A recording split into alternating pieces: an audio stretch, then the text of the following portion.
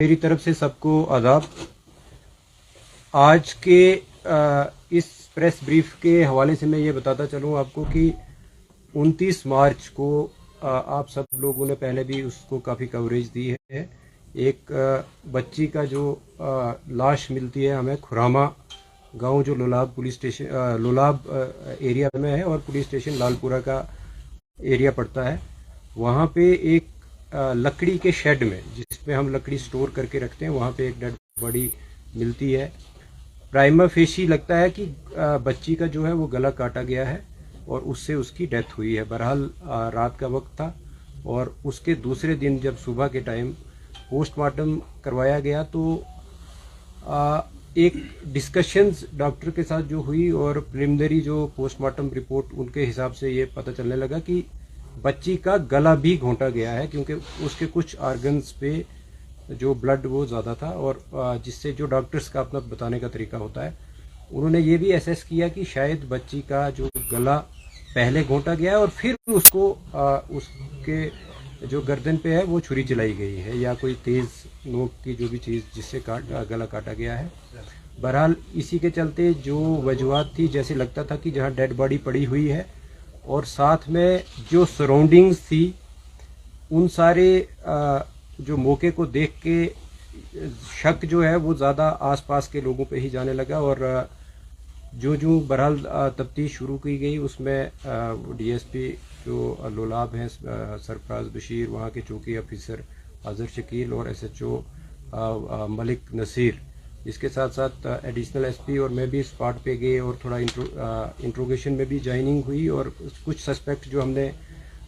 उस पर ज़ीरोइंग की तो उनमें फैमिली ही सस्पेक्ट आने लगी, क्योंकि जब फैमिली को क्रॉस चेक किया गया कि वो किस सीक्वेंस में लड़की जो है वो रूपोश हुई थी और किस सीक्वेंस में मिली तो उसमें ज़ीरोइंग जो हुई वो फैमिली पे ही हुई। बहरहाल जब फैमिली में भी सेपरेट इन्वेस्टिगेशन चलने लगी, इंक्वायरी चलने लगी, तो लड़की का बाप जिसका नाम मोहम्मद इकबाल खटाना है वो हमारा प्राइम सस्पेक्ट लेके उसमें तफ्तीश में आने लगा और जब उसको अच्छे तरीके से जब क्रॉस क्वेश्चनिंग और बाकी तफ्तीश के जो जितने भी मवाद हमारे पास थे उनसे जब कन्फ्रंट किया गया तो उसने कन्फेस किया कि इस छोटी बच्ची जो कि मोहम्मद इकबाल की ही बच्ची है उसका जो मर्डर है वो उसने खुद किया है, बाप ने किया है और उसको हमने हिरासत में भी फॉर्मली अरेस्ट किया। और ये कहानी निकल के आई कि चूँकि ये जो इकबाल जो है अपनी बीवी से पिछले 1 साल से इनके बीच जो काफ़ी पर्सनल इश्यूज़ को लेके लड़ाई होती रहती थी, मैं तू भी होता रहता था, इवन फिज़िकल असॉल्ट भी होता रहता था। इसी शाम को जब 29 तारीख को जब इकबाल चूँकि पेशे से एक ड्राइवर है, गाड़ी चलाता है सुमो, वो घर लगभग 4:15 बजे के करीब जब घर आया उसके बाद उसने जो शाम के लिए जैसे गांव में होता है कि लकड़ी काटी जाती है या दूसरे कोई और डोमेस्टिक काम जो है वो किए और जब 6 बजे के आसपास काम ख़त्म करके फिर अपने घर में पहुंचा तो बीवी के साथ दोबारा से उसके, क्योंकि उस सुबह भी उसका झगड़ा हुआ था और शाम को फिर से उसका काफ़ी लड़ाई हुई, आपस में बहस मुहावसा हुआ और इवन की उसकी वाइफ ने इसको स्लैप भी किया। तो इसी बीच में वो जो एंगर जो है उसका वो अनकंट्रोल्ड एंगर जो आया, उसने चाहा कि वो अपने आप को मर्डर करता, बट वो एक नाइफ लेके वहाँ से निकलने की उसने ये बहाना किया कि मैं अपने गाड़ी का जो टायर है वो पंचर हुआ है और उसको पंक्चर को मैं ठीक करवाऊँगा। तो वो वहाँ से अपने घर से निकलता है, जिसको जाते वक्त उसके ब्रदर शौकत जिनका नाम है, इसकी वाइफ, उसके चाचा, वो सारे लोग उसको देखते हैं और उसका कजिन जो है वो देखते हैं कि वो घर से निकल रहा है और छोटी बच्ची उसके पीछे चल रही है और वो इतने में बच्ची जो है उससे कुछ पैसे 5 रुपये मांगती है तो वो उसको 10 रुपये देता है, बट वो पीछे नहीं देखता है और बच्ची उसको फॉलो करती है, जिसको काफ़ी और भी हमारे पास गवाह हैं जिन्होंने उसको बच्ची को फॉलो करते हुए देखा और वो गाड़ी में ही बच्ची जो है इकबाल के साथ बैठ गई। इसके बाद वो हार्डन की तरफ आया और फिर उसके बाद सीवर की तरफ, खुरामा की तरफ आया और जहाँ पे गाड़ी में ही, चूँकि उसके बाद इफ्तारी का भी वक्त था और गाड़ी उसने एक आइसोलेटेड प्लेस पे लगाई जब देखा कि लोग जो है वो चूँकि इफ्तार के बाद रश भी कम हो जाता है, आजकल तरावी का वक्त होता है, और जो ही तरावी के लिए लोग निकल पड़े, तो उसने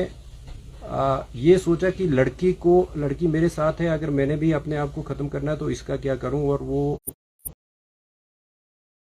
पहले बच्ची का गला घोंटा और बच्ची जो है उसकी डेथ जो है उसी में हो गई। और वो अपनी सोच को बदलते हुए सोचा कि बच्ची को मैं कैसे किसी जगह ऐसी जगह रखूं कि वो उसकी डेड बॉडी जो है वो मिल जाए और फिर मैं अपने आप को भी ख़त्म करूं। बट गला काटता है, और जिस मिकदार में